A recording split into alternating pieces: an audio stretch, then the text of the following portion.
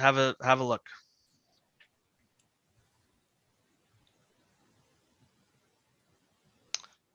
It says we are live. So I'm going to turn on gallery view. Everybody, please help me drown the silence out. The gallery view is on. Let's assume that everybody's watching at home. Everybody give a wave to all your friends and family. Hi, how are you doing? It's very good to see you all. I apologize for the technical difficulty. I was signed in on my my account that I only use to stream Fortnite. So it was just getting mixed up with my work account. No Fortnite tonight, just literary readings. So I'm going to turn off the gallery view so you can all do another wave. And we will be hearing from all these people very shortly because I am done with the talkie. So it's very good to see everybody. Thank you for watching. My name is Jason Norman. I am the Programs and Events Coordinator at the Writers Guild of Alberta. And this is part 2 of our virtual readings with the finalists for the Alberta Literary Awards. I just wanted to acknowledge before we move on further that the Writers Guild of Alberta offices are on Treaty 6 territory in Edmonton, and also we have offices in Edmonton too, in Calgary too, on treaty territory as well. Thank you everybody for watching. We have readers coming up that are all finalists for either the Alberta Literary Awards or the City of Calgary W.O. Mitchell City of Calgary Book Prize, and the Alberta Literary Awards will be presented on June 9th. And on this very YouTube channel right here, we'll have a video presentation for you. If you did see what we did last year, it'll be a little bit like that. We have a couple different things that we're going to try out. So without further ado, let's get to our first reader. His name is Omar. Writer and filmmaker Omar Mouallem has worked for The New Yorker, Rolling Stone, CBC, and Wired. Over the course of his 15-year media career, he's edited magazines, ghostwritten best-selling memoirs, hosted several podcasts, and co-created a documentary about mental health in the oil patch. He recently founded Pandemic University, a virtual school in support of writers affected by the COVID-19 pandemic, and will publish a travelogue titled Praying to the West: How Muslims Shaped the Americas with Simon & Schuster in fall 2021. And Omar, your short piece is entitled January 8th, I believe. And it January 8th, 2020. January 8th, 2020. And it is a finalist for the James H. Gray Award for Short Nonfiction. So take it away, Omar. Thanks for that introduction, Jason, and thanks for that thumbs up from Jannie, my former teacher at MacEwan there. Thanks, thumbs up to you too, Jannie. It's nice to be in this group with you and everyone else. So the story that is nominated is called January 8, 2020, which isn't much of a headline, but of course that is that's a date that will kind of sit in that will forever be frozen in memory for hundreds and thousands of people in the world. And those are people who were affected by the Iranian plane crash tragedy on that day. So I'll give you the lead up to the excerpt that I'm going to read. The story came to me from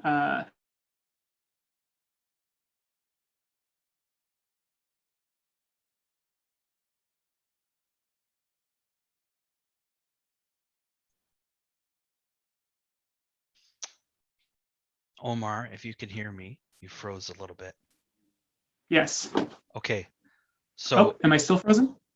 I think you're coming back. So we left you at the story came to me. Okay. Yeah, Stephen Sandor from Edify Stephen Sandor from Edify came to me and asked me if I wanted to write about this tragedy, and I said, of course I did.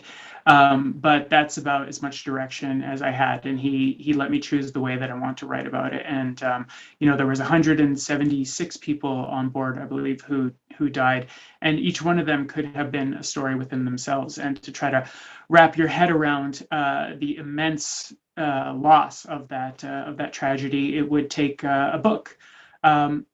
So I decided that I would just profile one victim, and the person that I chose was Elnaz Nabiyi. She was an Edmontonian. She was a PhD student at University of Alberta, and she was there along with her husband, Javed Soleimani Mimandi. And they ended up in Edmonton. They ended up in Edmonton the way that Iranian people end up all over the world, which is they sort of they reach the limits of their potential in that country, and they feel like they have to leave in order to realize the fullness of their potential. And Elnaz was a brilliant woman. She was at the top of her PhD program in business, specializing in a project in AI that had major implications for the health system here in Edmonton and possibly Canada. She was also very spiritual. She was willing to leave everything to God and just go with the flow. Whereas Javed was also really smart, but he was the first to admit that he didn't have the sort of natural talents of Elnaz. And he was very empirically minded, but kind of a type A planner.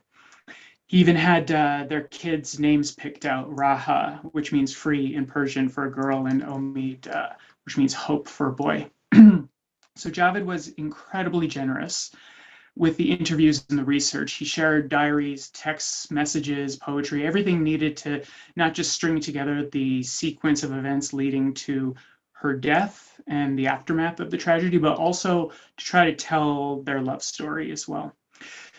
Now, the excerpt I'm reading, though, is going to it's the last section, and it's where I sort of break away from Elnaz's Javed story briefly to try to give a fuller picture of what was truly lost on January 8th. So here we go. PS 752 is an unprecedented tragedy. There's never been another instance of domestic military forces downing a civilian airliner. Canada's closest parallel was the 1985 Air India bombing, which at least could be processed in Canadian courts. And even then, it took 25 years for a full inquiry. When I asked Javed whether he's willing to wait that long for the truth, he doesn't hesitate. I am ready for it, he says. Maybe 1 year, 2 years, 3 years, 4 years, 10 years, but I'm ready for it. Because personally, I left my everything there. So I'm ready for a long and difficult time.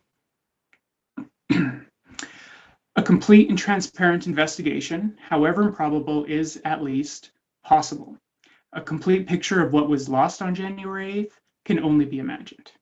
Even if we account for the grief of every loved one, friend, colleague, and student they ever touched, we've barely begun to step into the impact crater. Elnaz Nabiyi was but one of 176 who died aboard PS 752.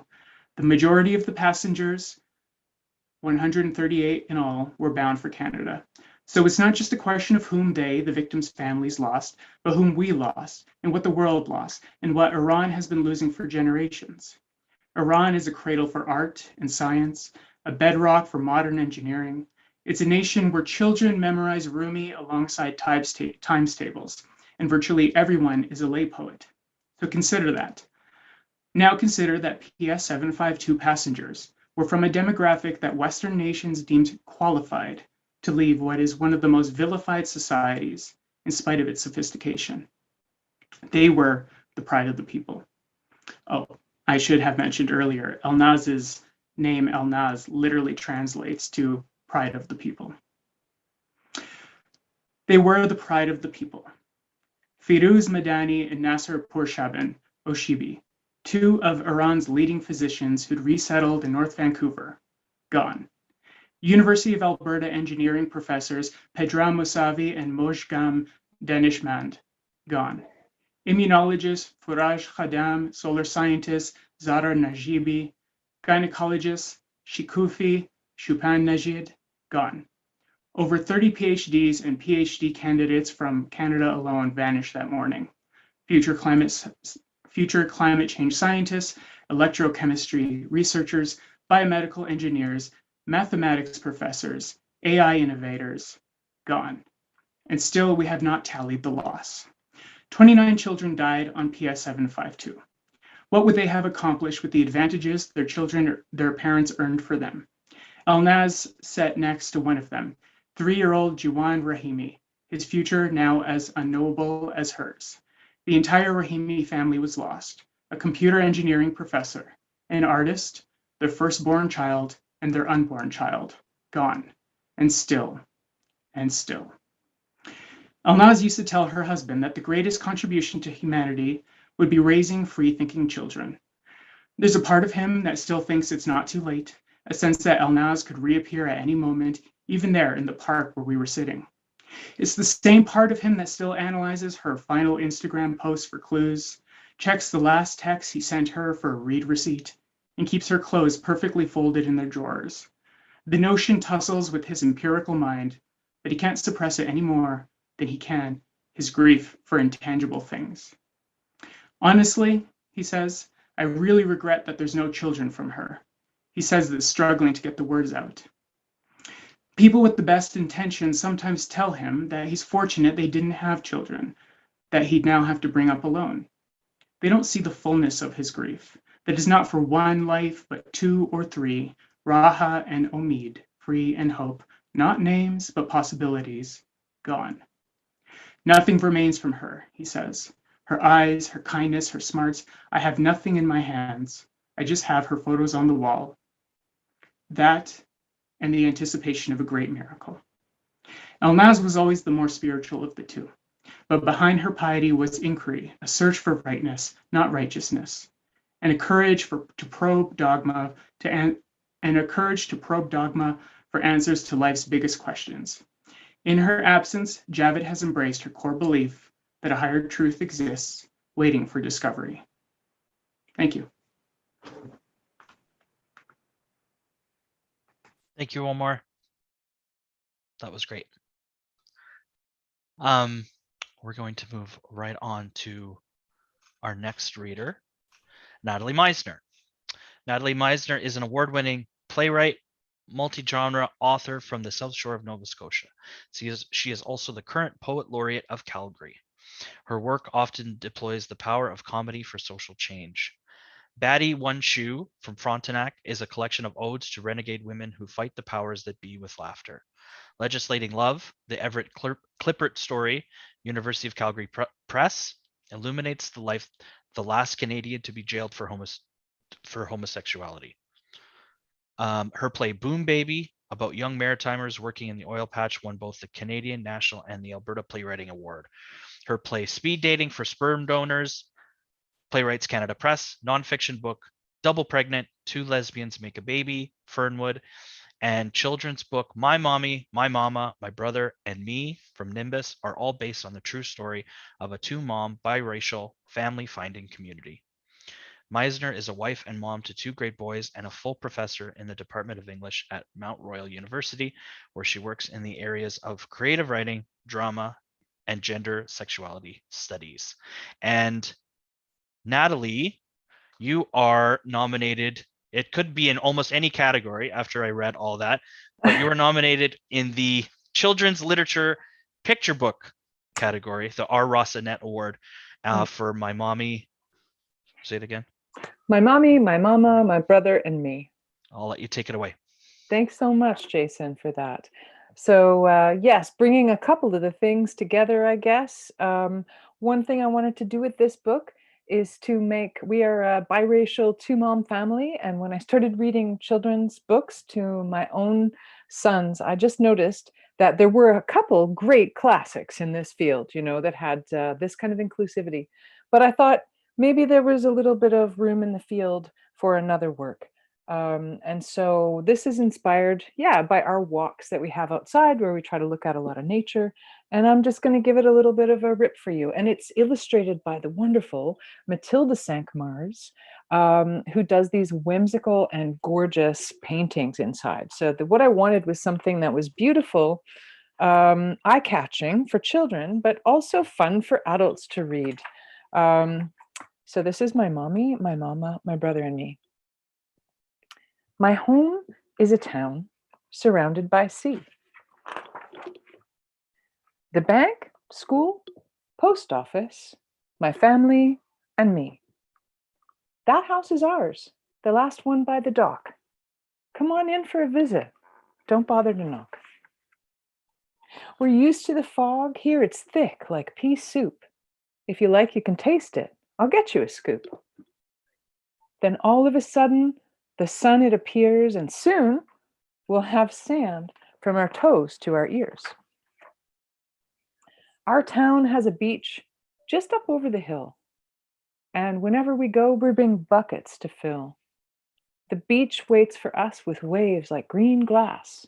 We run on the sand and we hide in long grass. And these are the things that we find by the sea. My mommy, my mama, my brother, and me. I just loved like the details she got on these. It might be kind of hard to see, but they're like little paintings. They're just so lovely. We can't keep them all, so each day we choose one thing to cherish.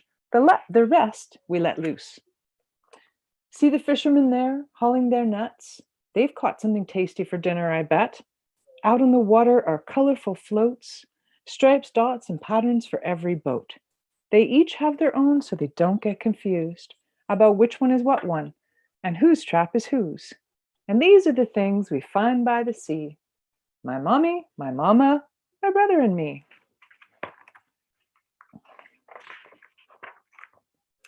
Come over here quick and see what I found. It's hard, black, and shiny. On top, smooth and round. The tip is sharp and pointy, and it feels just like leather, yet dry to the touch and light as a feather. Is it a plant? A seaweed of some kind? It doesn't feel hollow.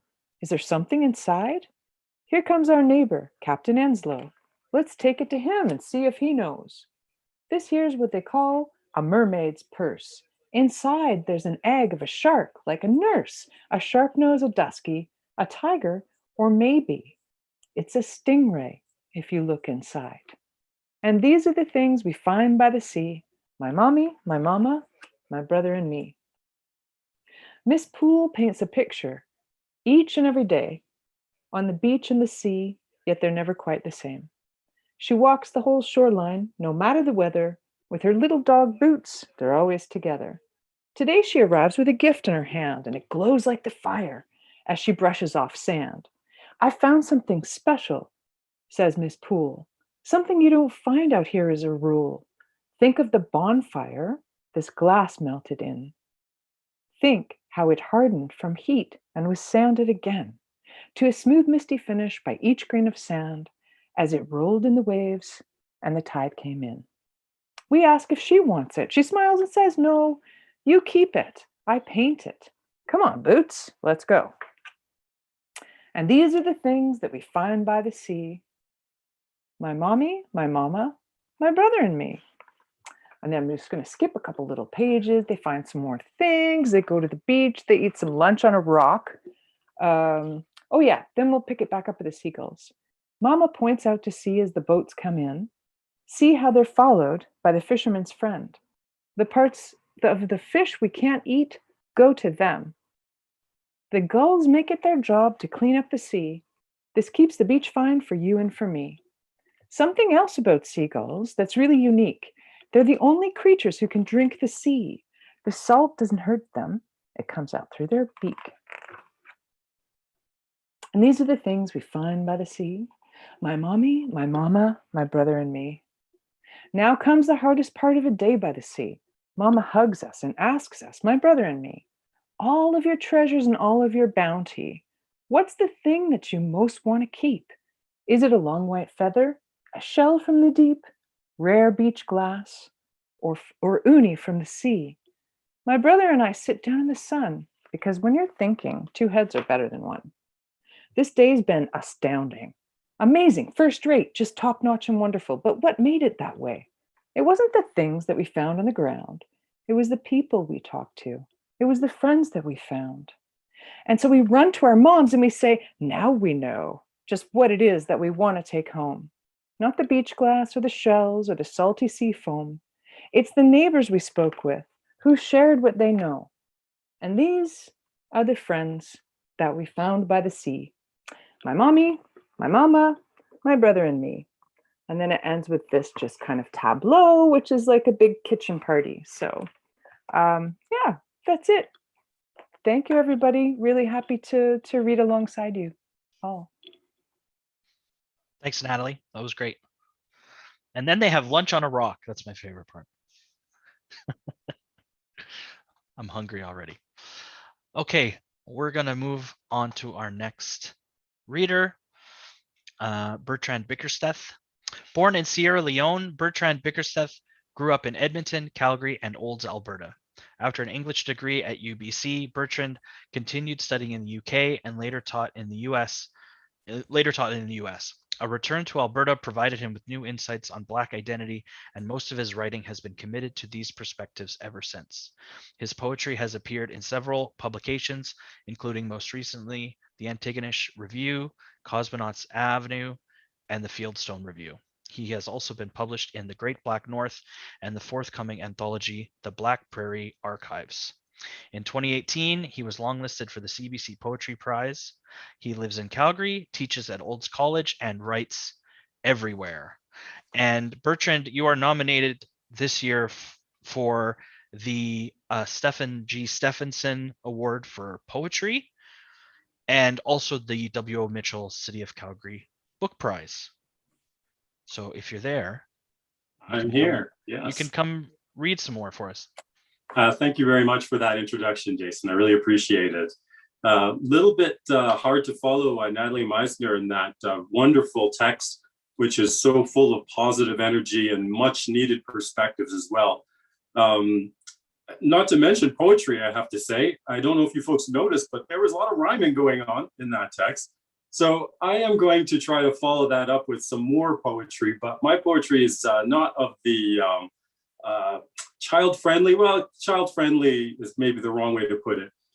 We get a little bit darker in my poetry. As Jason pointed out in my introduction, much of my writing has to do with figuring out where Blackness fits into the Albertan landscape, and therefore my own identity. When you grow up a person of color in this part of the world, you are meant to feel like you can't belong and that you're not a full citizen in the way that white people are. And you don't see examples of yourself. You don't see yourself represented in the histories. You don't see yourself in the arts. And so, quite frankly, there were times in my life, particularly in my teen years, where I wasn't sure that I did exist, honestly. Maybe from 12 to 23. Yeah, there was that period. But of course, I do exist. And my writing ever since has been an effort to try to explore exactly that question. So I'm going to read to you a few poems from my collection, The Responsive Weeds. And in this collection, I'm going to try to pull out the Alberta-specific poems for you guys. The first one, I feel very lucky reading poetry, by the way, because I get to stop and talk very often, as opposed to you folks who've got like your long narratives that you have to read. But this first one is called The Negro Speaks of Alberta. And this is a poem that is inspired by Langston Hughes, a great African-American poet who's associated with the Harlem Renaissance. He has this poem called The Negro Speaks of Rivers. And I based my poem on partially on that. So this is called The Negro Speaks of Alberta. Once he stood on the banks of the Bow, near the confluence of the Old Man, watching for the common effluence of the South Saskatchewan, the Red Deer, the Saskatchewan, and so on and on and on. I know these rivers that flow past me. I've peered over their banks, and I know you do not see me. Once he stood on the banks of this twisted river, released a gleaming arc of relief into its heart. For an untroubled while, their waters flowed together and emptied together out of a distant, unsuspecting mouth. I know these rivers that flow through me. I've peered into their hearts, and still you do not see me. That was The Negro Speaks of Alberta. The next poem I'm going to read for you has a trigger warning in it. I just have to warn you, there's some serious racist language in this poem. I use the N word in this poem, and I just want to point out that I don't use this word lightly, and I wrestle every time that I use it in my poetry. But such is poetry. It's that language that is always on the knife's edge. And yeah, sometimes it actually does hurt. So be warned, if you don't like that kind of language, you might want to mute things now. This is called What We Used to Call It. And that's not all. Have you seen this one, this place, this prairie's face? Look at its wide open spaces, its chinook arched above unclaimed coulees, its snow-covered skin, ice white riddled carapace, dotted dirt yellow, its singular snow owls, sentinels on unexpected telephone poles. And that there is Nigger John's Creek, but we don't call it that anymore. And this here is the end of the Bar U Trail. And this and this here is the shadow of stony mountains cutting across unforgiving winter ground. And this here is the ground itself, now dead to the drip of wheat sounding in its summer soul and the braids of oil coursing through its golden veins. And this vein, yeah, and that's not all. That there is where I'm pretty sure, would belong if I only knew what that there is called. I know what we used to call it. That's what we used to call it. I'm gonna skip ahead here now to about the middle of the collection. This is a poem about a very famous guy who has an even famous alter ego. It's called Clark Kent on the Prairies. And how about that, eh? After all, he grew up here too, or somewhere else like here. Cornfields were his playgrounds. The echoes of spaciousness were bandied about by minute wildlife in his evening experience. Sure, he could see for miles in any direction. And weren't these things our familiar too? Remember kryptonite, the chronic weakness, a chunk of the past, recast as the recurring question of home? And I have time for just one final poem for you folks here. Again, going back to my Alberta theme, this one is called Accidental Agriculture. The bruising beginning, face rubbed in Alberta's finest, orthic dark brown chernism, where wheat flourishes and barley wails. After the fight, we congregate in the principal's office, punishments meted out to him, the aggressor, who impugned my face against the ground because its darkness inspired a simile, part-time prairie poet he was. And punishments meted out to me, the victim so-called. Well, why did you fight back? Why do you people always fight? Now I have to punish you too. The principal glares at me, his eyes a shock of literal blue. Outside, on my way home, I pondered the view from the top of a rare hill, and indifferent fields spilled with dandelions displayed out below.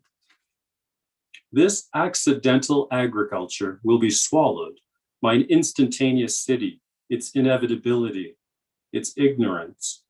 I saw the whole against the horizon, a 9-year-old, a timeless landscape, a flatness ensuing, My tender head still throbbing from the blunt encounter, I reached with a quiet fist to rub at the soreness swelling around my eyes.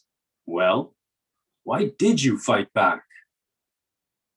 When the Black child is 6 years old in Harlem, he suddenly sees everything he has been before and all that was sown before him and how it has been sown before him. And this, my muse, James Baldwin, muses, is the fundamental difference between any child growing anywhere in Alberta and the child that must see things through Black eyes. Thank you very much, folks. Congrats to everyone and good luck. Thank you so much, Bertrand. That was great. And our next reader is Gabe Calderon. Gabe Calderon is Nishmanidawa and Ikwoyo, two-spirit, transgender, queer, and intersex, Mi'kmaq, Ilnu, Algonquin, Omamewinini, Scottish, and French Canadian, thriving with disabilities and neurodivergence. They currently live in Treaty 6's Amisquachi Waskai Ikan, and as an author, poet, mixed media artist, activist, and educator. Gabe has achieved several short story awards, namely the Indigenous Arts and Stories in conjunction with the Governor General's Awards in 2019, and is the runner-up for the Canadian Festival of Spoken Word 2019. Most notably known as the author of Anwani Kajigan in the anthology Love After the End, shortlisted for the Lamba 2021, published by Arsenal Pulp Press. And that story is also a finalist for the Howard O'Hagan Award for Short Story. Gabe, are you there? Hi, Chimiwesh. Thanks so much, Jason. Kwe kakina Gabe Haragwewino Indigenous na Nimanoya, Ome Winini Anishinaabe Aki and Donjiba, Amisquachi Waskai again, Treaty 6 and Donji. Nishmani do Akikweo Bibikwe Gichtan Dao, Mangan do them, Anishinaabe and Dao, Megaman Dao, Mainwash Aganashan Dao, Nigachem Dao Wabinan. So, hi everyone. It's a pleasure to be here. I'm honored to be in the company of such incredible writers. I'm really honored by this nomination. So the piece that I want to share with you all tonight is called Anwani Kajugan. And it's a word in Ominwinimoan, which is the language of the Algonquin people, one of the many different nations that are considered Anishinaabe. And essentially what that word translates to is to write down or to record something very specifically for the purpose of memorizing it and keeping it close to your heart. And for a very long time, we have, as Indigenous people, we have different roles that we hold very close. And so for us as Algonquin people, being a storyteller is something that is very sacred. It's considered a life role that you take on. And so this character, Haragweweno, that literally translates to storyteller in Mi'kmaq. And so I created a world, a post-apocalyptic world, where in order for the people to survive, they have to rely upon their traditional Indigenous teachings. They have to rely upon the sacred roles that Creator set out for them before they were even born. Growing up, there was no Indigenous heroes. There were no two-spirit heroes. People that were both LGBTQ and Indigenous did not get to be even in the stories to begin with, much less be those heroes that save these worlds. And so I am writing heroes for people that have never seen themselves reflected in their stories before.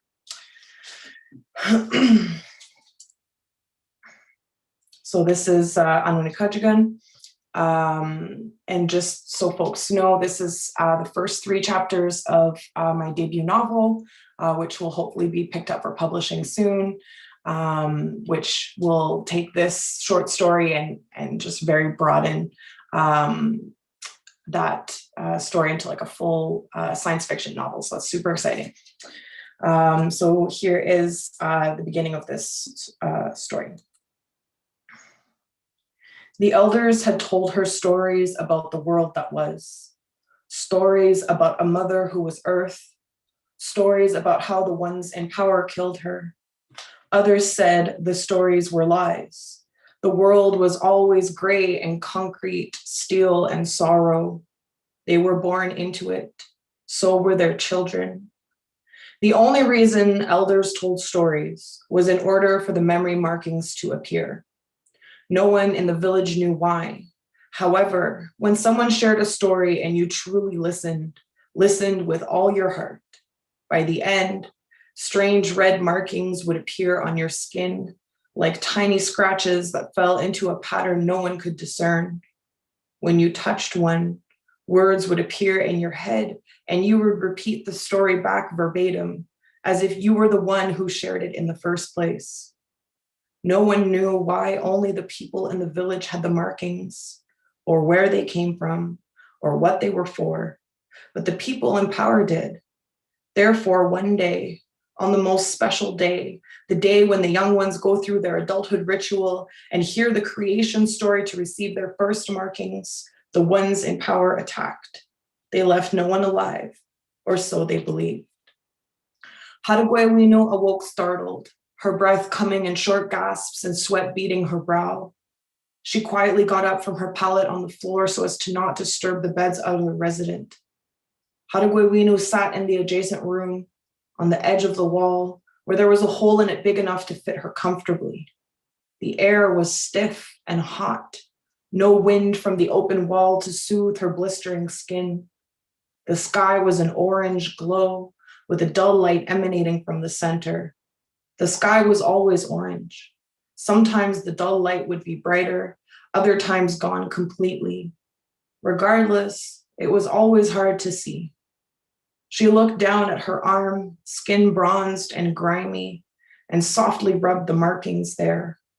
They were fresh from a merchant telling her about a story his grandfather had passed to him.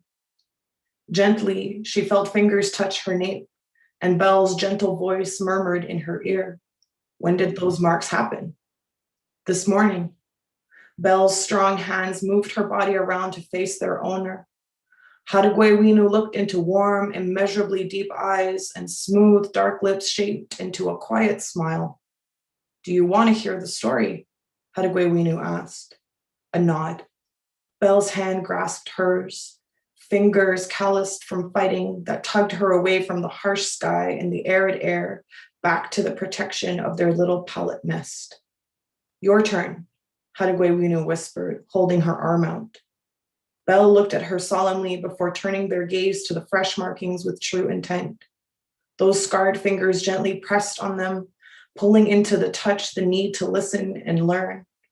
The markings triggered, sending a cold snap into Hadagwewinu's head. Everything was silent until suddenly word after word barraged her senses. She took a deep breath and opened her mouth. It was a bright, cold day in April, and the clocks were striking 13. She sat under the metal overhang near the outskirts of the village. It was her little place. Only those closest to her knew it. She fiddled with the hem of her ribbon shirt. The frayed edges wreaked wonders to the nerve endings under her fingernails. Footsteps approached as Hadagwewinu looked up and saw her mother coming closer. "Kwe," she said as her mother sat next to her. "Kwe," her mother replied. They both sat silently for a bit, staring out into the brown and dappled gray hills around them. "The boys made fun of Kokomis's shirt. They said I'm a girl and girls shouldn't wear men's clothes. They said I'm wrong." Her mother crooned. She gently grasped her face. "When you were born, your Kokomis held you in his arms, and he looked at me with tears running down his face, because he had been waiting his whole life for another Ikwewak like him. And there you were. I gave birth to you, and I was never more grateful for anything else in my life. You are a gift we knew, and people are often jealous of gifts that are not for them. I'll stop there. Jimmy Witch, thank you everyone for listening. Thank you, Gabe. Our next reader is, where did my thing go? Kat Cameron. Kat Cameron is the author of 2 collections of poetry, Ghosts Still Linger from the University of Alberta Press and Strange Labyrinth. Her collection of short stories, The Eater of Dreams, was shortlisted for the 2020 Danuta Gleed Literary Award. She lives in Edmonton on Treaty 6 territory and teaches writing at Concordia University of Edmonton. And Ghosts Still Linger is a finalist along with Bertrand for the Stephen G. Stephenson Award for Poetry. And if Kat is there, I'm here. take it away, Kat. Okay, thank you, Jason. And also thank you to the jurors at the Writers Guild of Alberta for this honor. And I'm delighted to be reading with all these fantastic writers tonight, some very moving work. So I'm going to read from my book of poetry, Ghosts Still Linger. And there are 3 sections in the book. So I'll read one poem from each section. And the first section is primarily elegies. And so this poem is for John Mann, the lead singer from Spirit of the West. And the poem is remembering a day at the Edmonton Folk Festival. Lament for John Mann. His words are gone, eaten by Alzheimer's. Remember running from stage to stage? Hula girls swirling, dust on our feet, dragonflies darting. The way he danced, flailing, joyous. Canada mourns for one bard sinking down into darkness, scalped tickets in Kingston. But I am grieving the last Commodore concert when he read his words from an iPad screen. Remember dancing to the beat of the Boran? His words are gone, but John Mann dances. The middle section of the book is a series of poems documenting both beauty and loss in the Alberta landscape. And my great-great-grandparents settled in the Red Deer area in 1891. So at that time, they took a train to Calgary, and then they had to travel by wagon up the Old North Trail. And so Old North Trail is a recreation of that journey that they took. Old North Trail. I will drive now to Innisfail and stay at the Super 8 Motel, where old men smoke darts dispensed from vintage vending machines in the Stagecoach Saloon, paneled in knotty pine. And the road crews swill Big Rock beer and dream of their wives in double-wide trailers, set in yards overgrown with lilacs and carragana. I will drive up the Old North Trail, the same trail my great-great-grandparents followed in 1891. That spring the Red Deer River flooded. The men missed the ford and foundered. A horse drowned, and a loaded wagon floated downstream with a young man clinging to his possessions. The silted river flows into the present, and at the Innisfail Rodeo, farmers decked out in check shirts, cowboy hats, and jeans sit in the bleachers forecasting the barometer in Swedish, French, English, and German. And their kids perch on the rails and pet the horses. And the parking lot behind the grounds is crammed with millions of dollars in fifth wheels and RVs from cattle and oil in God's country. And the third section was inspired by a trip that I took to Wyoming with my husband. And we went to the Cody Museum in Wyoming, and I saw some of Annie Oakley's artifacts. I saw her gun and her hat, and also these glass balls that were about the size of a couple of fists. And these were glass balls, they were hollow, and they'd be filled with sawdust and feathers, and then they'd be fired up when she performed, and she would shoot them, and when she shot them, they would rain feathers and sawdust on the crowds that were watching her perform. So the Old West especially is often associated with men, but the woman I write about carved out their own places, and one of those is Annie Oakley. Glass targets in a museum case. They always put woman behind glass. Annie smashed hundreds, amber or cobalt blue, mold blown by Agnew and Brown, exploding in a shower of feathers and sawdust that coated the crowds below. In a shooting contest, she beat Frank Butler by one shot to win a $100 bet. But Annie Get Your Gun changes the story. She loses. Annie, keep breaking those spheres above our heads. Targets clear as glass. No tricks, no lies. Thank you very much. Thank you, Kat. Our next reader is Ellen Chorley. Ellen Chorley is an Edmonton-based playwright, producer, performer, and arts educator. She is the current festival director of Next Fest, Edmonton's annual emerging arts festival. Ellen also teaches playwriting and acting at the Foot Theatre School for ages 8 to 18. She is thrilled by this nomination. Thank you. Thank you. You're welcome. She says thank you at the end of her bio. Ellen. Hi, everyone. My name is Ellen Chorley, and I am the playwright of Everybody Loves Robbie, which was shortlisted for the Gwen Ferris Ringwood Award for Drama. This play was produced here in Edmonton on Treaty 6 territory last January 2020, which was very, very, very cold, but we managed to have audiences come just before COVID started. So we were very lucky to have the play produced in 2020.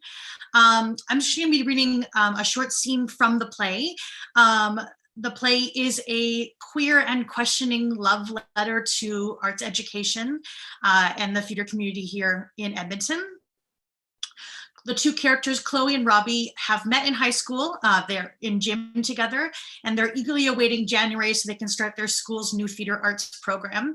And just before I read, if you're not a theater person, or you don't go to see theater, or you didn't grow up going to arts high school, a revolve is a piece of very expensive flooring that is put on a stage so that when you put the set on top of it, the set can turn around, and it's very, very expensive. And it's really famously used in Les Miserables. They have this 2-story revolve that turns around and becomes the barricade and that kind of stuff. This is Everybody Loves Robbie. Scene 3. Everybody loves the worst fine arts program in the city. Theater arts was pushed to second semester of grade 10 because Henday still hadn't come up with a classroom for us.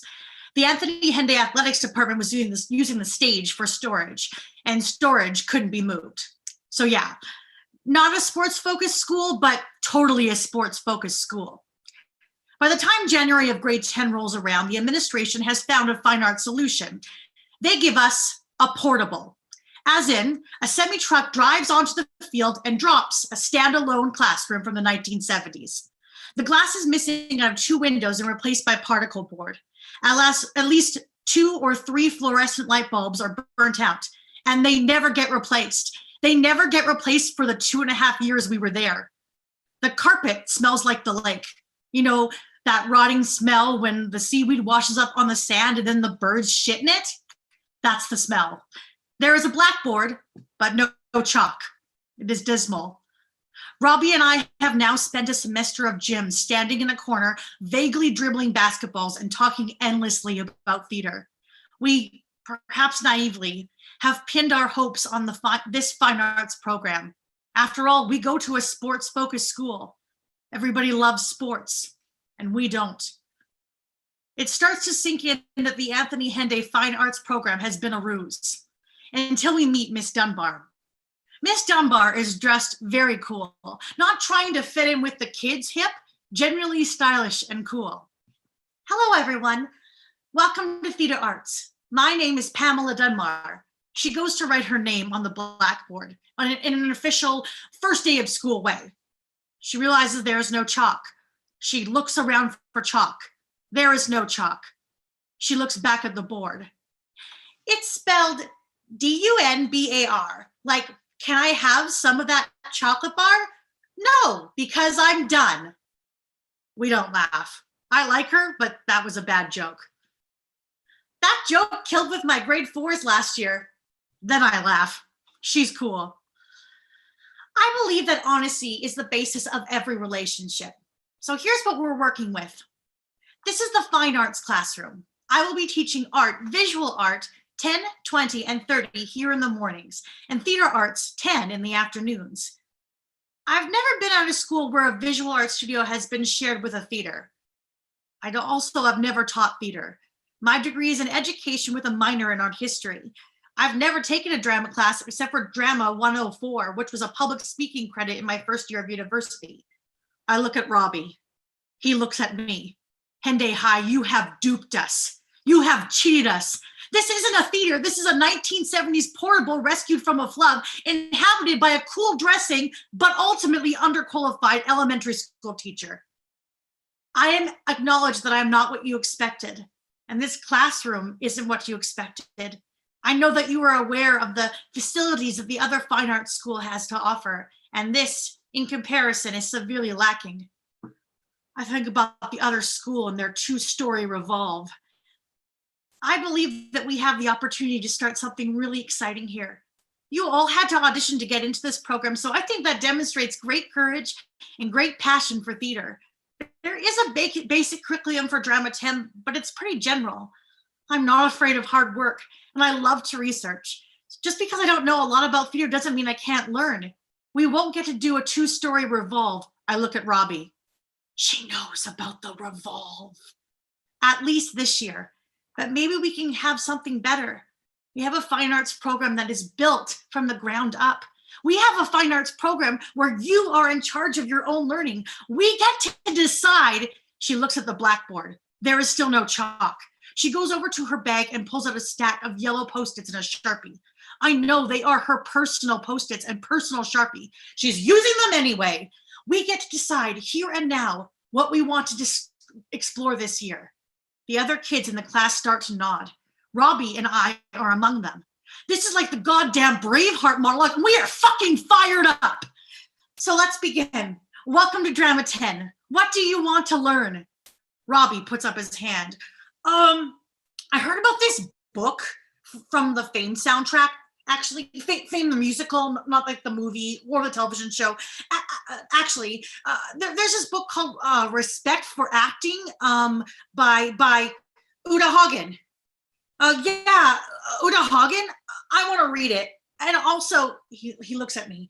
That other one from that song, I Want to Make Magic. Oh yeah, the magical if. Right. The actor must learn to use the magical if. What if? I'll Google it. She looks towards the teacher's desk. There is no computer. She grabs her phone from her bag.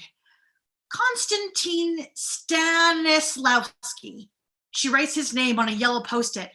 She writes Uta Hagen, Respect for Acting, on another Post-it. Books are great. I can justify purchasing books in the budget. What else? The other 4 kids in the class start chiming in. Miss Dunbar's steadfast determination mixed with Robbie and my blind enthusiasm isn't contagious. We fill the whole board with Post-its. We have a class 2 days later, and Miss Dunbar brings 6 copies of Respect for Acting and 6 copies for An Actor Repairs by Konstantin Stanislavski. 6 come in an Amazon package. One has a Value Village sticker on it. Another has a Goodwill price tag. 3 more are from the public library.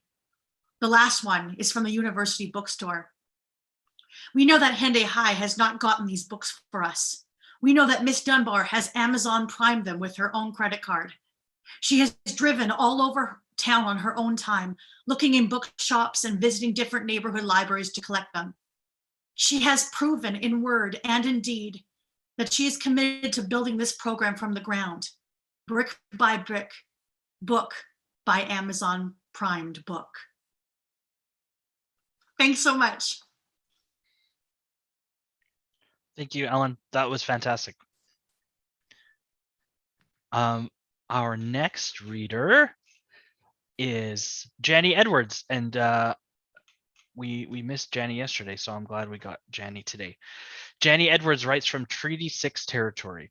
An emeritus of MacEwan University, she has published 3 collections of poetry and has collaborated on many artistic projects and mentorships. Most recently, Jannie has been working with visual artist Sydney Lancaster on Make Believe, a project centered on a 5-acre homestead near the historic Victoria Trail. A dialogue that explores creating art from living trees and ideas, researching the history of the land, and thinking about the intertwined relationships of stewardship and ownership, home, naming, and attentiveness. And Jannie's essay is shortlisted for, or is a finalist for the John White Memorial Essay Award. And Jannie, are you there? Yes, I am. But we're not reading from the essay today, are we? No. Because of secret reasons, right? Right. I'll explain. Okay. Well, hello, everyone. It's been great to be here. Thank you. And thank you, Jason, for your extreme patience in trying to solve all my computer problems yesterday. It truly grace under pressure. And I'd like to acknowledge fellow writers, Barbara Scott and Peter Midgley, whose craft I heard last night, and with whom I'm honored to share the shortlist for the John White Memorial Award. John White was a writer and a mountaineer and a man who truly loved this province, as do I. And some of you may know that the John White Award is for unpublished nonfiction. And I hope that my essay will find a good home and be published eventually. And so I thought it was best not to read from it, to stand by the claim that, it had not been previously published in broadcast form. And because of that, I was initially going to bow out of the finalist readings, but thankfully, Jason persuaded me to talk about the process of writing this essay and that would be potentially interesting to fellow writers and perhaps to read something else. So here goes. I've been working on this essay, Meditations on Tenderness in a Time of Plague, since the beginning of the pandemic. And, oh, goodness, what happened? Whoops, sorry. I just unmuted. And even after I submitted it to the WGA, I have continued to work on it. And I reckon I'm the kind of writer who subscribes to the notion that a piece of writing is never fully finished, only abandoned. The piece is written in fragments, which I guess makes sense because my primary work has been in poetry. So to go into a sort of lyric fragment made sense. And I'm hoping that each fragment works as a kind of meditation on the subject of tenderness. I've been searching for the right metaphor for this form as a whole, and other writer friends have suggested, well, it's a braided essay or collaged or even bricolage, which is a fancy visual art term. And those metaphors do come close, but they lack the fluidity that I'm reaching for. And I think maybe the metaphor is close to music, but I don't know enough about music forms or theory to name it. Is it a variation? I don't know. The writer Lydia Davis has a really interesting essay in her latest collection of prose, where she explores the work of writers who choose to write in fragments, people like Roland Barthes and others. And she says, and I quote, "I think a fragment is a text that works with silence, abbreviation, suggesting something is missing, but that has the effect of a complete experience." Lots to think about. So, tenderness. When I was thinking about what to read, I realized that I have a poem called In Praise of Tending, which I wrote over 20 years ago and was published in my last collection, Falling Blues. So maybe it's true that some writers, and me in particular, keep circling around our primal preoccupations. And because I'm a writer, I went back to the origins of the word, and I discovered that tenderness comes from a root that means to stretch, as in to take care of, as in to go by habit. So I'd like to read In Praise of Tending. The way you drift to a minor key when you hum, polishing the table your mother rescued from the haunted house. The way you know without thinking to bring a cutting of spider plant or wandering Jew to a friend who needs rooting. How you let the cat out, in, out again, cover small plants against the fray of wind and frost, minister to green. How you attend to blushes, stutters, quickenings that pause, command at supper, look, how light holds the willow we planted. The way we lean into the current of what we remember as sacraments. The way dust settles in its shadows like debts carried so long they seem slight as ash. How we come to know do no harm is a kind of stretching, a tendril. Thank you. Thank you so much, Jannie. That was great. We're going to move right along to our next reader, Will Ferguson. Will Ferguson is an award-winning travel writer and novelist. He was born and raised in the teeming metropolis of Fort Vermilion, population 728 in northern Canada, closer to the Arctic Circle than the American border. His debut novel, Happiness, sold in 23 languages around the world. His last novel, 419, won the Scotiabank Giller Prize. His new novel, The Finder, was released in September 2020. And The Finder is a finalist for the W.O. Mitchell City of Calgary Book Prize. Will Ferguson. Hi, Jason. Thank you very much. And thank you to all of the readers and nominees tonight. It's been wonderful.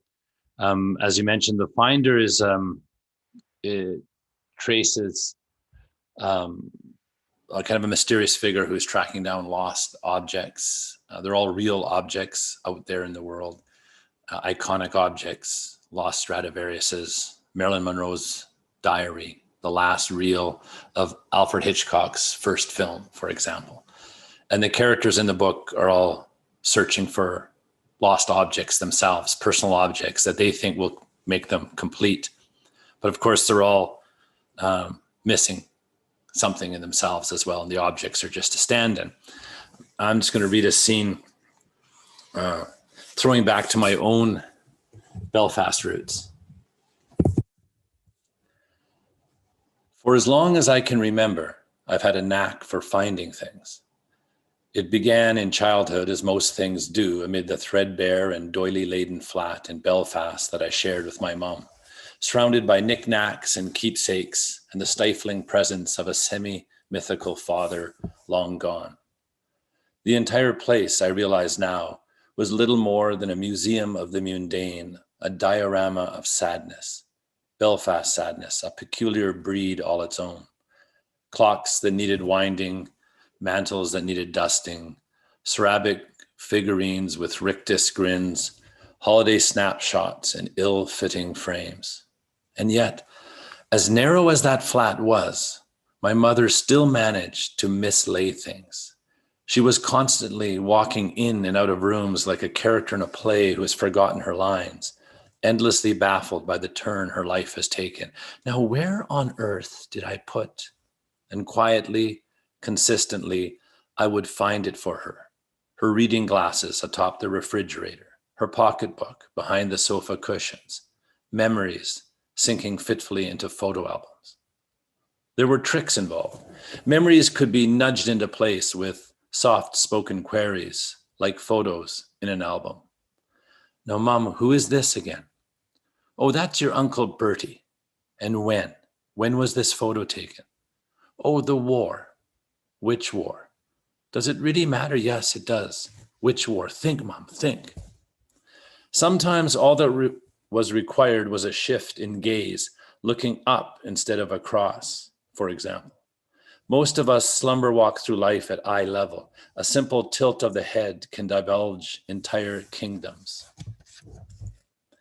This was how her glasses revealed themselves atop their fridge. At other times, one had to backwalk through time, reeling in one's moments and movements until you came to the crux of where you and the object had parted company. It was like running a film in reverse, a lost reel re-spooled. Sometimes locating lost objects involved entering a trance-like state, allowing one's gaze to go ever slightly out of focus, reducing the jumbled details to a mottled glow against which the lost object might pop up into the foreground. My mother always said it was no fun hiding jelly beans for me on Easter morning because instead of charging about pell-mell as other children were wont to do, I would move through thoughtfully, methodically, removing each candy one by one. What she didn't understand was that the color of the jelly beans was so at odds with their surroundings that very little searching was actually required. Although a few times I did pretend to be fooled, if only to make her feel better. She was so much more excited about Easter than I was. Ooh, you didn't think to look inside the teapot, did you? In fact, the teapot was one of the first places I spotted. It had clearly been moved. I could see at a glance that it was sitting slightly off center on its doily, all but screaming, "In here, look in here." When I heard about the funeral, it was too late and too far away to make any difference. I wondered if my father showed up. Not that it mattered. Perhaps that teapot sits in a second-hand emporium even now, collecting dust, waiting to be found, waiting to be rediscovered, petrified jelly beans still tucked inside. Wait long enough and everything becomes a relic. When her memory started to go, my mother would joke that one of the advantages of this slow vanishing was that she was now able to hide her own Easter eggs. Only much later did I realize that Easter was meant to be a celebration of a life restored, not a crass treasure hunt. I had always thought it was a holiday of the lost and found. I grew up in Protestant Belfast. I grew up on Shankill Road, which means nothing to you, or everything, depending on your degree of familiarity with the niceties of Northern Ireland. The flat I was raised in is still there, but the missing house farther down must surely have been replaced by now. It's been so long since I've been home, I really can't say. I was named for a king. I was named for a king, so I was. William III on his snow-white horse, a drawn sword pointing ever forward. No surrender, no surrender. Thank you. Thank you so much, Will. That was great. I'm just going to do a quick reset. I want to thank everybody that's read so far. I want to thank everybody that's waiting patiently for your turn coming up. Just once again, just thank you for taking the time tonight to share some of your work. I know it's very difficult to get 5 or 6 minutes to kind of get everything you want to get out in that short amount of time. But I really appreciate it. We have people watching on YouTube, and the chat is just blowing up all the time. The people are like loving it. So I just wanted to say that for everybody in the Zoom, that the YouTube chat is very exciting. So keep up the great work. I will also let everybody know that the next reader couldn't be here today, but she was nice enough to record herself reading her work beforehand. So we're gonna try a little tech thing that I think is gonna work. And but I will read her bio first, and then I will tee that up. So once again, thank you everybody that's been very patient and waiting to read next. And also thank you everybody that's watching along on YouTube. I hope you're having a lovely evening, and we've got some more readers to go. And next up is Alexandra Latos. Alexandra has considered herself a writer her entire life. In fact, she won an award when she was only 5 years old for her story about a orphaned bear. As a kid, she liked climbing trees, walking to the drugstore to buy notebooks for her next story, and forcing family members and friends to act in her plays. Alexandra has published young adult and new adult fiction. She's currently working on an adult novel through a grant process with the Alberta Foundation for the Arts. She lives with her husband, two, soon to be three, I think it's probably three already, tiny tornadoes, and two black cats, one of whom thinks he's a dog. And Alexandra in the video is going to tell you a little bit more. So my colleague Sadie is going to be standing by to tell me if this doesn't work, and we will give this a shot.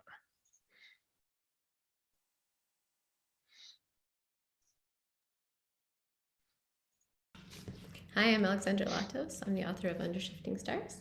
And I want to start off by thanking the Writers Guild for allowing me to pre-record this video so I can participate in tonight's event, and also the jury for shortlisting Under Shifting Stars for the W.O. Mitchell Book Prize.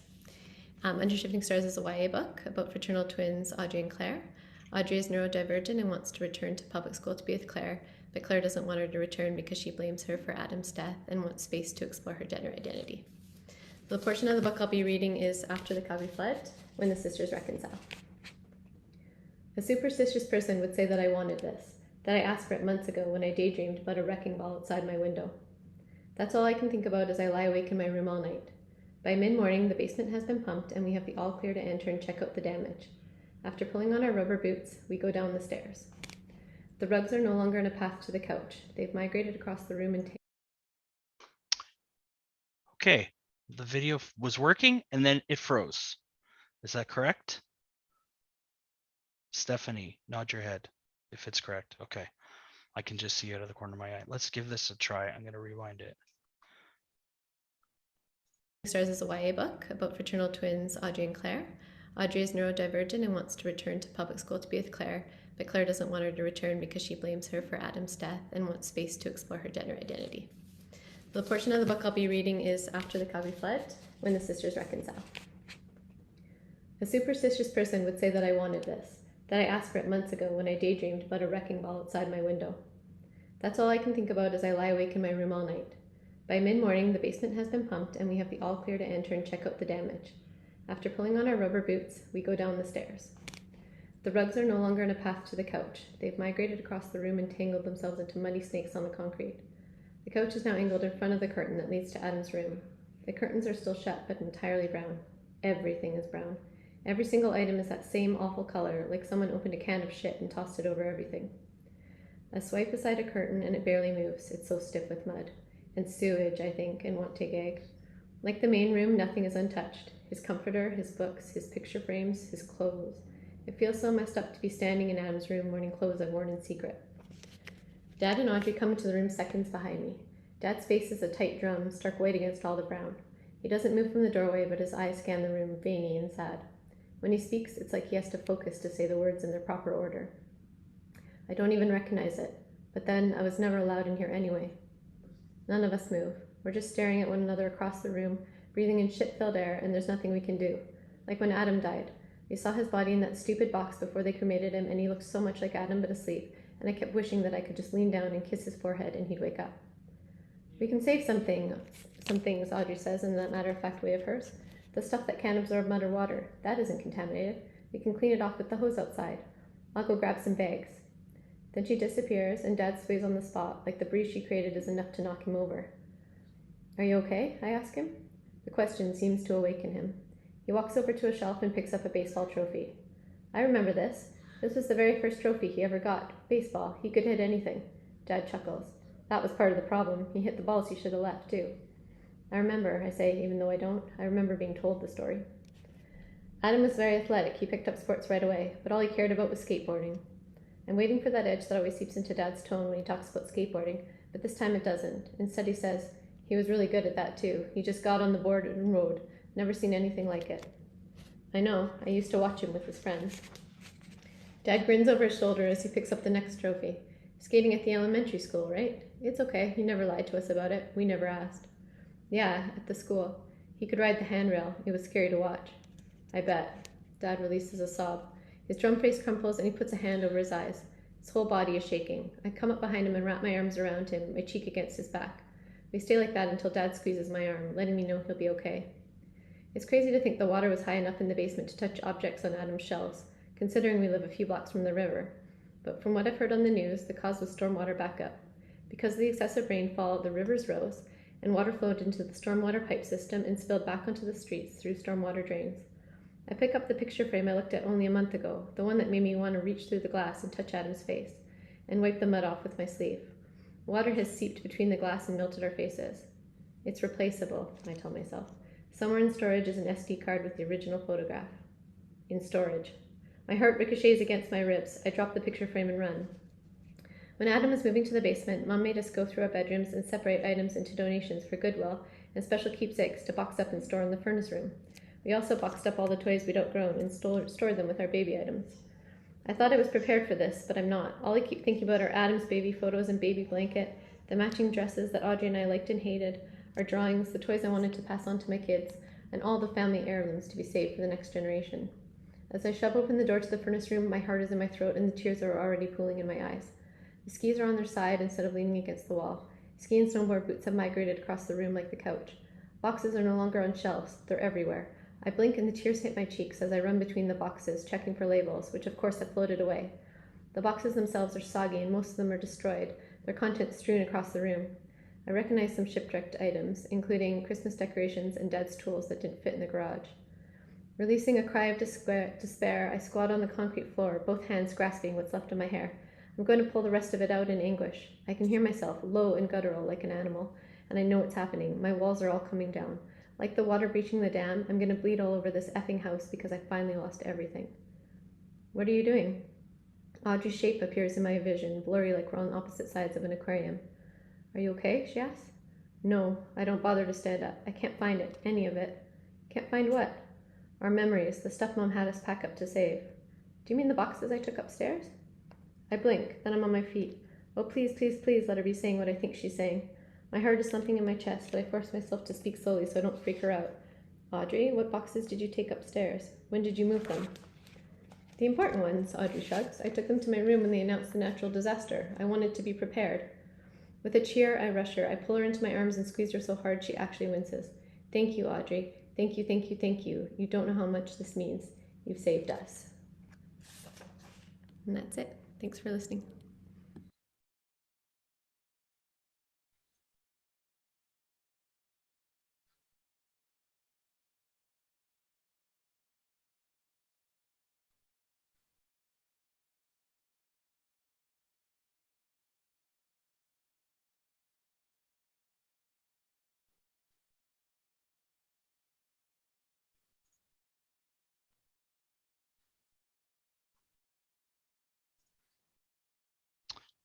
Okay. I think that worked. I think it did. That was great. I'm glad Alexandra could do that. Our next reader. Oh, we officially have we have two bingos in a row. So with Alexandra's reading, we've now heard from everybody from the W.O. Mitchell City of Calgary Book Prize. That's Alexandra, Will, and Bertrand. And now with our next reader, we'll have our second bingo with all three finalists for the Stephen G. Stephenson Poetry Award, which was Kat, Bertrand, and now our next reader, Amy LeBlanc. Amy LeBlanc is an MA student in English Literature and Creative Writing at the University of Calgary and managing editor at Filling Station magazine. Amy is the author of a poetry collection called I Know Something You Don't Know from Gordon Hill Press and a novella entitled Unlocking from the University of Calgary Press, forthcoming in June 2021. Her work has appeared in Room, Prism International, and the Literary Review of Canada, among others. Amy's next chapbook, Undead Juliet at the Museum, is forthcoming with Zed Press in spring 2021. She is a recipient of the 2020 Lieutenant Governor of Alberta Emerging Artist Award. Amy, are you there? Hello, I'm here. Thank you so much, Jason, for the lovely introduction. And thank you for all of the readers that came before me. So excited to read more of your work and to hear you read more of it someday soon. So I'm going to be reading some poems from my collection. Depending on time, I'm going to read 5 short poems and possibly 1 slightly longer one, but I've got my timer going, so we'll see what happens. But a lot of the poems I'll be reading this evening are kind of based in botanical imagery. And that might be because it's technically spring, but it doesn't feel like spring. So kind of calling forth all of the plant imagery that I can. So this first poem that I'll read is called Night Apparition. In a filigree nightgown, she stands at the edge of the water, carrying a blood flower and lady's lace as moths nip her collar. The horses drink poisoned water with floating sides and floating specks in their eyes. She slits her lip, shifts her insides until she tastes blood. In her limp grip, the plants in her palms swell with newfangled buds. Her rib bones are lined with nectar and fastened with an ivory button. She has already learned that the instrument of poison is a hollow stomach, but milk and cured petals can hasten the spoiling along. This next poem I'll read is called Apidae. It's quite short and it's about bumblebees. The cold spans call and saliva, mothers, sisters. Thin messages cross honey and wire to bless an abdominal altar. The queen pricks her thumb with raveling spools and calls to her workers. Count your spines with barbs, insulate the hive. Mothers, daughters, for the colony to survive, they must cluster around her and shiver until spring. This next poem I'll read is the most directly botanical. It's actually called Botanica, and it's a strange little poem that I don't have a lot of context for, but I hope you enjoy it. Foxes stand under sectioned glass, drinking tea from a thermos. They throw chestnuts, rose petals, not noticing the vines pressing into the windows, through their teeth, through clay pots and trailing in the leaves. They spread their fingers into palm tree screens, but thorns suck blood from webbed skin. Pressed petal pages, black socks tied with twine. They button linen over their mouths. Growing hothouse tomatoes, they tug at vellum corners and tear apart stitches, dissecting stem from root. Days later, one fox gets on an airplane, and despite it all, fingernails and plants continue to grow. This next poem that I'll read is the slightly longer one. It's called Girls Reading in Red Coats. And this is a poem that has a bit of a historical basis to it. It's a poem written for Paula Jean Weldon, who was a young woman who disappeared from her Vermont college campus in 1946 at the age of 18. And she is the inspiration behind Shirley Jackson's novel Hangs a Man, which is one of my favorite novels. So this is Girls Reading in Red Coats. She tucked a book into the folds of her red coat when she left her room. She felt the spine against her ribs and the edges of paper wrapping around her skin. A pair of legs in a clawfoot tub, a little berth with a belly full of rocks. The book would last her the better part of 3 days. She buttoned a scarf to her throat and picked bloodroot and 8 carrots, 9 almonds a day with a glass of water. She expected to wander and to find an altar in the trees and the wasps, in moist roots and the mud that caught her heels. She freed insects from jars that never held water and heard a rattling sound in her bone marrow, in her ears, eyes, hands, and teeth. They searched and searched, but she stayed hidden at her altar, or the meeting point of her own sternum and her spine. She read her book in her red-buttoned coat. She thought about ivy and garden walls, moths that bleed cyanide, women in turtlenecks, wine and cake, and uncomfortable pantyhose. Her coat, red as pomegranate seeds, trailed behind her, moist and well-watered. Her exposed belly could cut open letters, and bloodroot was the bedrock of her spine. Her book had moistened in the rain, so she made a herbarium and slept in the vines. Stripping the moths of their poison, she dripped them over a porringer and encouraged them to dry. When her fingernails rooted to the paper, she swallowed herself whole. Looks like I've got time for one more poem. So I'm going to read a piece. It's a shorter poem called Intrude. The flora spreads, cracking in dark corners, tied with duct tape and well wishes, recant spells to banish compulsions. The mastication and the sweat as icicles ebb, your toenails in bed. Crooked tea-bag strings, opening books and bleeding sugar packs in the snow. 11 pregnancy tests, wired and fallow, sedentary on the linoleum. You swell full of good blood, heaves counted with a mortar and pestle. Emblematic, everything is wet. You are unwell, you can't swim, you are well. Thank you so much. Thank you, Amy. Our next reader is Harnarayan Singh. Born and raised in small town Alberta, Harnarayan Singh has risen through the broadcast ranks as a prominent media personality in Canada's favorite sport, challenging the status quo along the way. His growing list of accomplishments includes broadcasting over 700 NHL games and being named a recipient of the Meritorious Service Medal by the Governor General of Canada. Harnarayan is the winner of the Brian Williams Media Award from the Ontario Sports Hall of Fame, along with an ambassadorship for the Chevrolet Good Deeds Cup. He serves on the NHL's Fan Inclusion Committee, as well as part of the Herb Carnegie Initiative, with the focus of making the sport a more welcoming place for everyone. Harnarayan also serves on the board of Heroes, a charity which uses hockey as a mentorship tool for at-risk youth. His recent memoir, One Game at a Time: My Journey from Small Town Alberta to Hockey's Biggest Stage, became an instant national bestseller, providing inspiration to countless others through his journey of defying the odds. Harnarayan lives in Calgary with his wife and 2 young children. And One Game at a Time is a finalist for the Wilfred Eggleston Nonfiction Award. Harnarayan.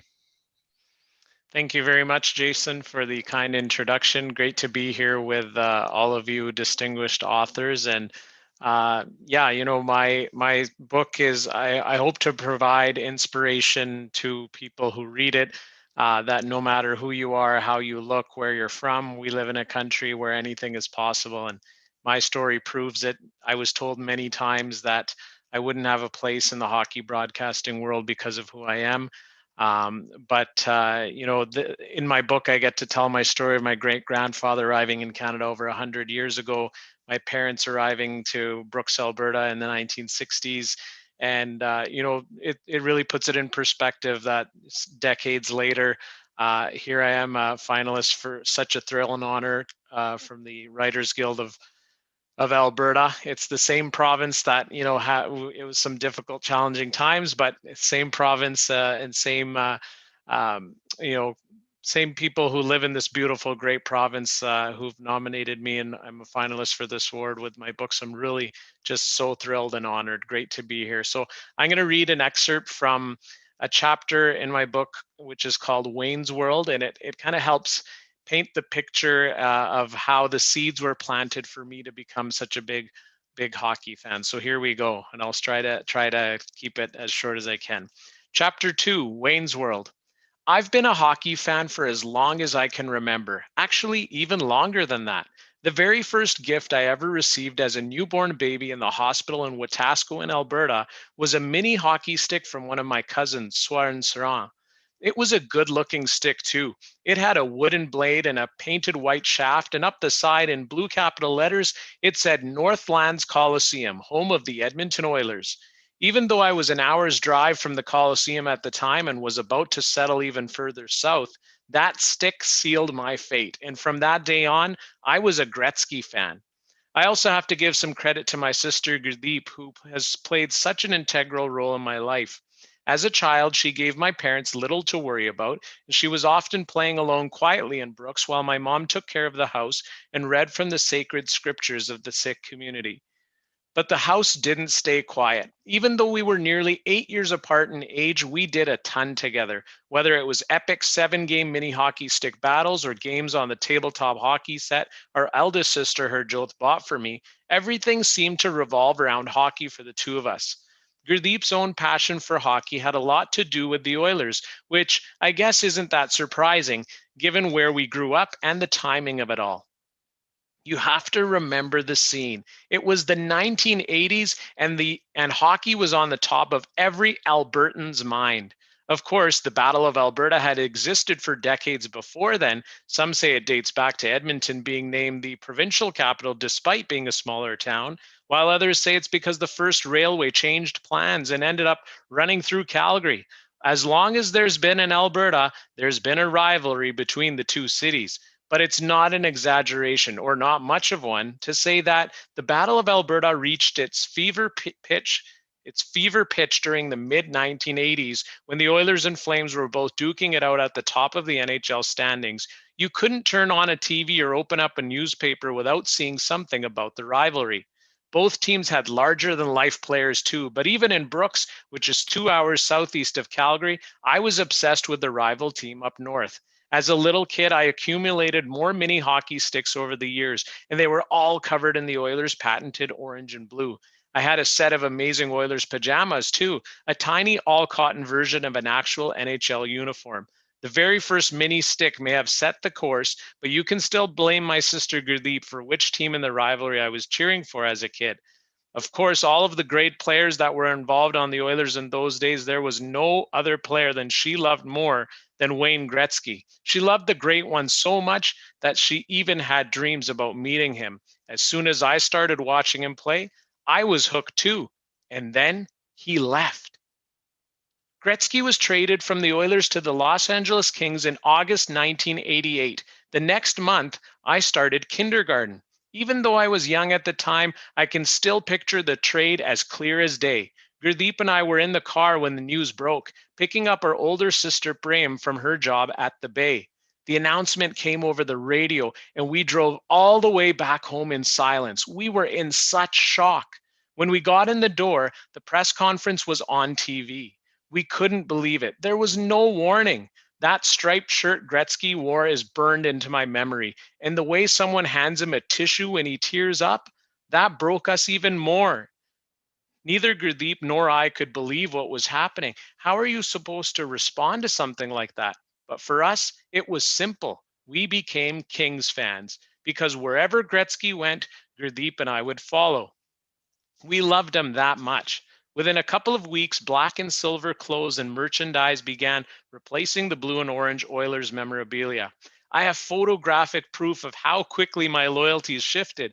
If you look at my kindergarten class photo, which was taken early that fall, you'll see a sea of white kids smiling politely for the camera. Then, in the front row, there's one brown-skinned kid wearing a turban and his new LA Kings sweater with number 99 written on the back. That's me. It's kind of funny. In a small town in a province obsessed with hockey, it was the sick kid who couldn't wait to show off his new favorite team. There was one other change in our household after Gretzky was traded. It was reported in the news that a big part of the reason Peter Pocklington, the owner of the Oilers, made the trade, which included $15 million in cash and an awful lot of money in the 1980s, was that he needed money to support his other struggling businesses, specifically the dairy company Beatrice, which he also owned. As soon as we heard that, Gurdeep and I marched up to Mom and told her we didn't want her to buy any Beatrice products ever again. Mom went along with it because how hard was it to buy a different brand of milk? But for us, it was a victory against the guy who betrayed us by trading away our very favorite player, number 99, the greatest of all time. From that day forward, we were a Lucerne family. Just 1 minute or so left here. What did I love about Gretzky? It would be easier to ask what I didn't love about him. Not only was he the best player I'd ever seen, but he was also so gracious, so humble. He was a great ambassador for the sport without us even being aware of what that meant. As a Sikh, part of what we learn in our scriptures is to be humble and respectful to those around you. Gretzky fit so many of those values that I was being taught at the Gurdwara. And he was a hockey player. He was clearly the best of the best, but he didn't walk around acting that way. From such a young age, Gretzky always carried himself with such grace. Whenever my classmates and I would argue about players in the league, I would always bring up Gretzky's humility as something nobody else had. Well, that and the dozens of NHL records he held, and all the awards and the 4 Stanley Cups, Those helped my argument too. Because Gurdeep and I loved it so much, hockey was on TV in my family's house a lot when we were growing up. I've always had a good imagination, so even from around the age of 5, I was dreaming up all kinds of hockey-related games to play. Whenever we all sat down to watch a game, for instance, I would turn our entire living room into my personal hockey arena, and I had the whole place mapped out. The end of the room where we had our home stereo was one of the nets. The rocking chair on the opposite end was the other net. Our couch was the benches. I even had my toy cars all lined up in rows to be the parking lot outside the arena. Once the scene was set, I would then act out every part of the game, from the players to the coach and GM, who had to stick around after the game to talk to the media, which I also played the role of. I would get so into my fantasy game, waving my little stick around in the air, that I would forget that there was an actual hockey game being played on the TV. My sound effects and commentary became louder and louder until finally Gurdeep had to remind me to keep it down. My parents were good sports about it though. Whenever I shoved a mini stick into my mom's hand and begged her to play goalie, she would always say yes. I ran around on that carpet so intensely that in places I wore it down to the threads, so it wasn't long before the game started to creep into the other rooms of the house. I turned our bathroom into the team's locker room. The tub itself was reserved for the general manager to talk to reporters. And we also had this stool by our home phone that became the podium for awards night, where I did my best Ron McLean impressions. So yeah, sports has this unique power to unite. Shout out to my co-writer, who's also Albertan from Edmonton, Mike Hingston. But yeah, it's just a story about defying the odds, and just a good Canadian story, but a guy who looks a little different, but so grateful to be in the game of hockey. Thanks so much for the honor of being able to read and the honor of being a finalist for this award. Thank you so much, Harnarayan. That was great. That was really great. Our next reader is Kim Smith. Kim Smith is the New York Times bestselling illustrator of over 30 picture books, including the Builder Brothers picture book series from HarperCollins, the Pop Classics picture book adaptations of popular films, including Back to the Future, Home Alone, and Elf, Cork Books, and the Ice Chips chapter book series from HarperCollins Canada. Kim's first authored and illustrated picture book, Box of Texts, from Houghton Mifflin, Harcourt, HarperCollins, was released in 2020. She lives in Calgary, Alberta. And Box of Texts is a finalist for the R. Ross Annette Children's Literature Picture Book category. Kim Smith. Hi, everyone. I'm so honored to be nominated this year. And big congrats to all the fellow nominees tonight. So my picture book, Box of Text, is inspired by kids who turn ordinary things into extraordinary things.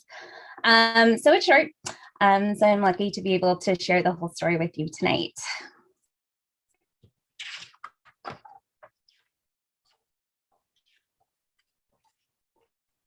Meg was a box detect. She loved to make things out of boxes.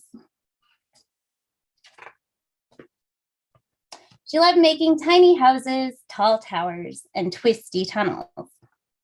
And she made marvelous things no one had ever seen before. Meg was proud of her work. She could make boxes into anything. Meg's mother was proud too. She thought Meg was brilliant and creative.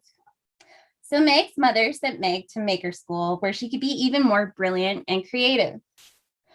At maker school, there were blanketeers, spaghetti techs, tin foilers, and egg cartoneers. There was almost any kind of maker you can imagine. But Meg was the class's first box detect, and that made her feel special. At school, Meg learned all about box architecture. She learned how to make her structures useful, strong, and beautiful. Meg loved everything about maker school. Until Simone showed up. Like Meg, Simone was new. She was also brilliant and creative. Worst of all, Simone was a box detect too. and she was already making things Meg had never dreamed of.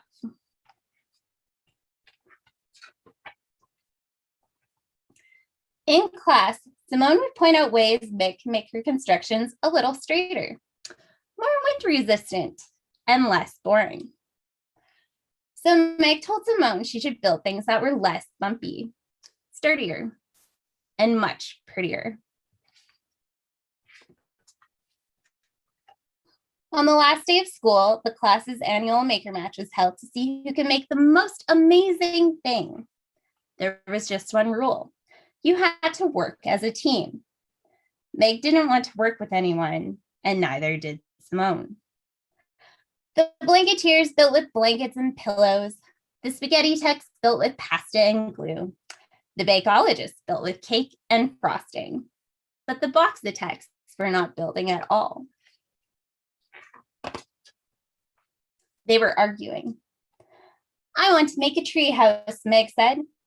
No, I want to make a ship, Simone insisted. Meg drew a line down the middle of a very large box. I'll take this half, you can have the other. Fine, said Simone. Soon Meg noticed that her treehouse wasn't as large as Simone's ship, so she made her side taller and more impressive. When Simone noticed that Meg's treehouse was taller than her ship, she made her side higher and more extraordinary. Slowly, Meg and Simone's creation grew bigger and bigger. They both built and built until there wasn't a single box left. And at last, they finished. What is it? Asked a classmate. I've never seen anything like it, said another. The teacher said, it looks like it might.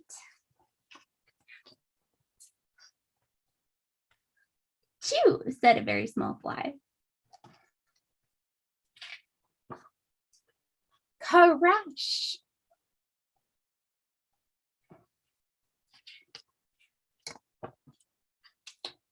Your side was too wobbly, shouted Meg. Your side was too heavy, cried Simone. Oh dear, said the judge.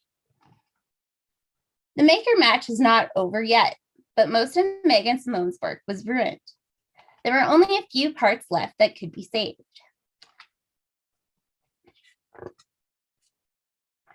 If we combine my treehouse with your ship, Meg started, we might be able to make one thing, finished Simone. The boxa techs decided to call a truce so they could finish the match. Working as a team, Meg and Simone quickly joined the remaining pieces together until they had created something new. At the end of the maker match, the boxa techs hadn't won first place, but they had a different way of making brilliant and creative things, working together. And they each gained a new friend. What should we make next? Asked Meg. How about a buoyant bungalow, suggested Simone. Or a motorcycle mansion, said Meg. The end. Thank you. Thanks so much, Kim. That was great. I like motorcycle mansion. We have 2 readers left. Thank you everybody for your patience tonight, and thank you everybody that's been watching. And this video will be up on YouTube for people who want to watch afterwards and spread it far and wide. So Stephanie Tamagi is our next reader. Stephanie Tamagi is a Pushcart Prize publisher-nominated writer living in Northern Alberta. Her work has previously appeared in Other Voices, Blank Spaces, Just Words, the Avalon Literary Review, and Exile Quarterly. She is currently working on a collection of short stories and her first novel. And her short story, Fur Hat, is a finalist for the Howard O'Hagan Short Story Award. So, Stephanie. Thanks so much for that introduction, Jason, and congratulations to all the finalists. Thanks for letting me sit and listen to all your beautiful writing, and thanks for hanging in with me.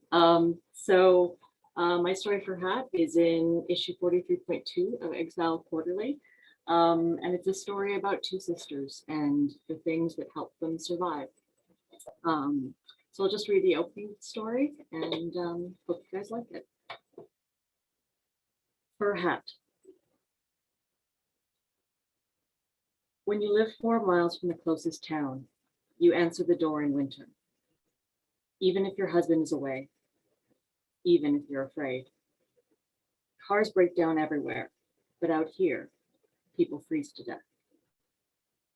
And yet, some events are so strange that when you recount them, they seem made up, even to your own mind. That couldn't have happened, you tell yourself. It must have been a dream. This night, the one I didn't imagine, brought a cold that isolated everything with drifts and snowed silence. Suze and I had finished our homework and we were playing cards before dinner, the whole kitchen smelling of butter and onions. The knocks were firm, but spaced apart, hesitation evident between each one. Mom looked up from the stove to see if we'd heard it too, her dark eyes reading the strangeness of the sound. She straightened her apron, pushed at her hair with the flats of her long hands, and opened the door. The warm and cold met, forcing a draft into the kitchen that chilled bare skin. A man stood there. I say a man, but what we saw was tall boots, different wools, and the skin of animals. He huddled into himself, with mittened fists curled towards his sternum. His face was reddened, the skin across it worn, shiny like old shoes, sagging in places. Ice clung to his sparse beard, and frosted lashes opened slowly over eyes like polished black stones. His gaze rested briefly on Mom, then the two of us sitting at the cracked kitchen table, before shooting concern at the floor. Come in. Mom had a way of speaking that left no mistake. Immediate compliance was expected. The man shuffled in and stood on the doormat with his back to the wall. Mom shut the door, watched him closely. Not the kind of night anyone should be out there. She could have been speaking mostly to herself if she hadn't sounded so scolding. He shook his head as if to say no. Did you take a wrong turn? Were you headed to town? She didn't look outside for the truck, the one she had not heard. The man shook his head again, the roundness of his chin pushed forward as if he were about to speak. But then his throat worked and caught, as if moving something sharp. His eyes gleamed with unwanted wetness. It's all right. Mom's hand lifted to her waist, the palm facing down. She thought for a moment, concern between her furrowed eyebrows. Finally, the words came. I'm just serving dinner. You must be hungry. He nodded this time, exhaling. The polished stones glanced to Suze and me, pressed up next to each other in the kitchen doorway. Suze's 7-year-old feet took big, determined steps up towards him, stopping where his bowed forehead pointed. She spoke loudly, in clipped syllables.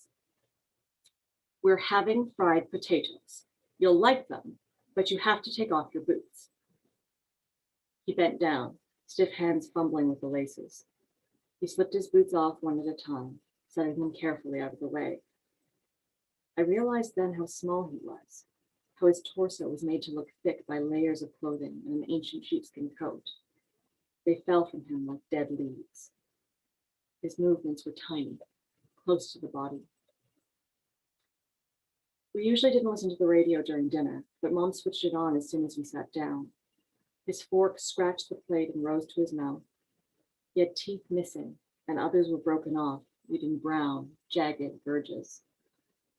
The man's plate was filled a second, and then a third time. The food flushed his cheeks and seemed to make him taller in his chair. When he finished, he crossed the fork and knife down in the middle of the plate before Mom picked it up and walked it to the sink.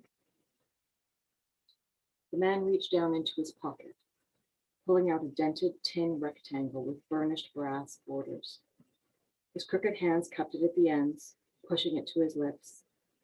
The harmonica started to play along with the radio. Old country harmonies vibrated from the saliva-wet metal. He didn't look at Mom, just from Suze to me and back again, the thin skin around his eyes smiling.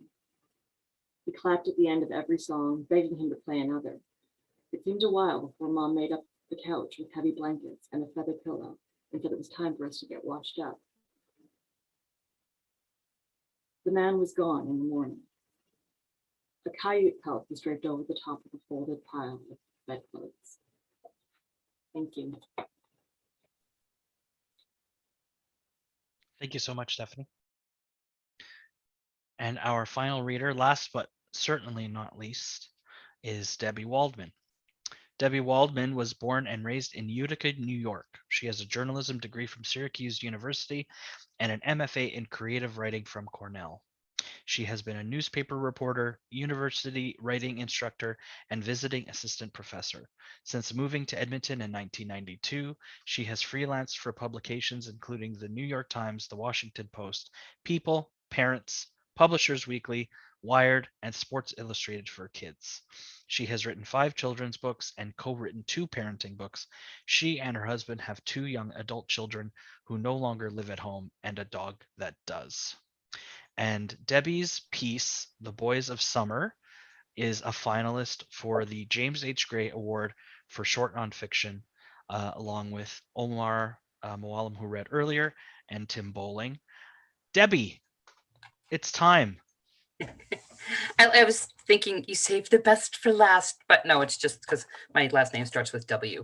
So this is an essay that I wrote last year after the writer Roger Kahn died. He was a baseball writer, and he wrote a book called The Boys of Summer, and it was the last book that my dad gave to me before he died. He died in 1974.